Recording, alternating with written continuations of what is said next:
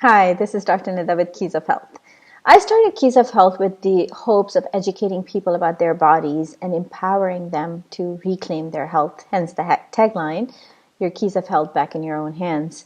In order for you to reclaim your health, you need to understand your body and how it works. It is complex and amazing, but it is not overly complicated to understand. In this video, I want to talk to you about how your glands work.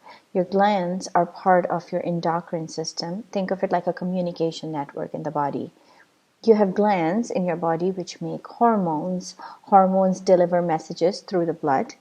Specific hormones go to specific receptors to perform very specific jobs. So you have three types of receptors. Receptors on the surface of the cells, called membrane receptors, receptors inside the cells, and receptors that are in the nucleus, the DNA, like the thyroid hormones, which can affect genetics. When the receptors receive the hormone, they send a message back to the gland informing it that the hormone has been received. These are called feedback loop. In some cases, the feedback tells the gland to turn off the production of hormone because they are no longer needed. At this point, it is appropriate to talk about hormone resistance.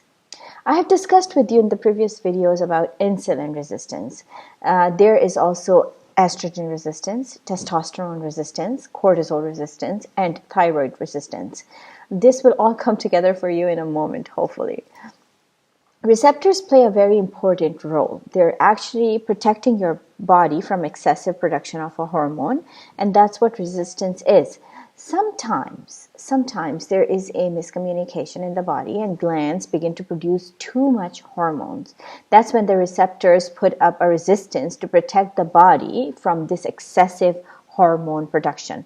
For example, if you have insulin resistance, the feedback to the gland has been damaged and the receptor is not able to communicate with the gland, letting it know to stop the production of the hormone.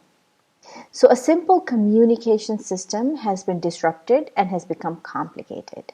In other cases, the gland doesn't produce enough hormone. The reason is the same: miscommunication between the receptor and the gland. Hyperproduction or hypoproduction are two sides of the same coin. Hypoglycemia, hyperglycemia, hypothyroidism, hyperthyroidism. These are all the two sides of the same coin. So now let's talk about how to fix this problem of overproduction of a hormone to reverse the resistance. First thing that you need to do is stop stimulating the gland to produce the hormone. Let's take insulin resistance, for example. In order for you to fix the problem, you need to stop triggering the production, such as eating carbs, eating frequent meals, inflammation in the body, or a high sugar diet. These are all triggers for the production of insulin. These are all stimulants which cause the pancreas to produce more and more insulin. If you stop these triggers, you can reset the gland and fix the problem.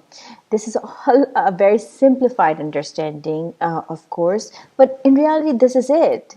This really is it. All glandular disorders pretty much follow the same pattern, and fixing them will take different forms, but generally the same method. So I hope this gives you a little bit of an insight into this really complicated and fascinating system in your body called the endocrine system. Of course, you cannot treat your glands on your own. You definitely need the help of a professional. So I recommend that you work with a naturopath or any other alternative medical practitioner to resolve the problem, the underlying condition that is causing these imbalances in your body. Make sure to like and share the video. Make sure to subscribe to my channel. I'll see you next time. Take care. Bye-bye.